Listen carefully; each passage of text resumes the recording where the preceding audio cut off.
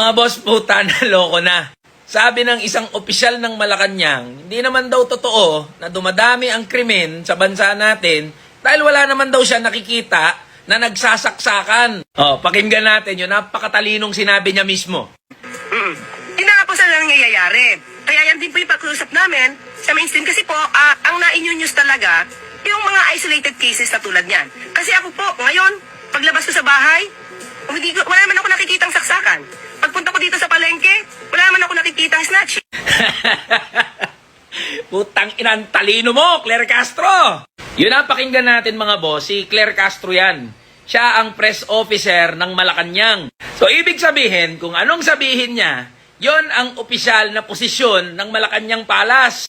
So para sa palasyo, para kay Bongbong Marcos mismo, di naman daw totoo na lumalaganap na ang krimen dahil wala naman daw sila nakikita na nagsasaksakan at nagnanakawan. So sa ganyang lohika, kailangan makita muna nila mismo na may nagpapatayan, nagbabarilan, nagsasaksakan para maniwala sila na dumarami ang krimen. Kailangan muna makita nila sa harap nila na naglulupasay na yung mga manggagawa at ordinaryong Pilipino para maniwala sila na napakababa ng sahod ng mga manggagawa at sobrang taas ng presyo ng mga bilihin. Kailangan daw muna makita nila na pinapasok na yung mga bahay para mapatunayan na sobrang hirap na talaga ng buhay natin dito sa Pilipinas.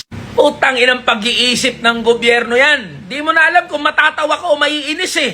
Alam mo ikaw, Claire Castro, tsaka kayong mga nandyan sa Malacanang, hindi naman ito debate kung nakita nyo o hindi. Kasi keso nakita nyo yan o hindi, sa mga mata ninyo, yan ang realidad ng buhay ng mga manggagawa at ordinaryong Pilipino. Araw-araw, danas namin yan. Hindi nyo yan alam o pinagmumukha nyong tanga yung mga sarili nyo na hindi nyo alam kasi pilit nyong pinaniniwala yung mga sarili nyo na maganda yung nangyayari sa bansa natin, na maganda yung ginagawa ng gobyerno.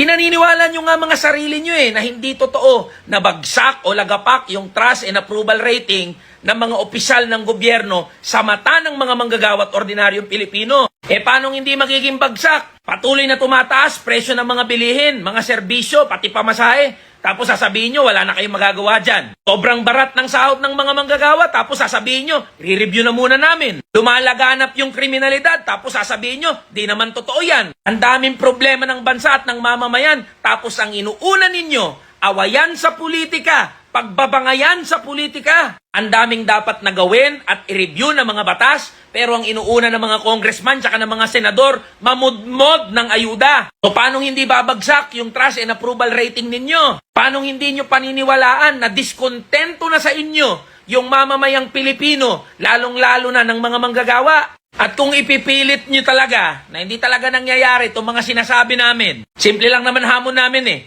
labas kayo dyan sa mga opisina ninyo, makipag-usap kayo sa mga manggagawa at ordinaryong Pilipino, tapos subukan yung sabihin, mata sa mata, harapan, na hindi totoo yung mga nararanasan nila. Tignan ko kung di kayo kuyugin ng mga yan.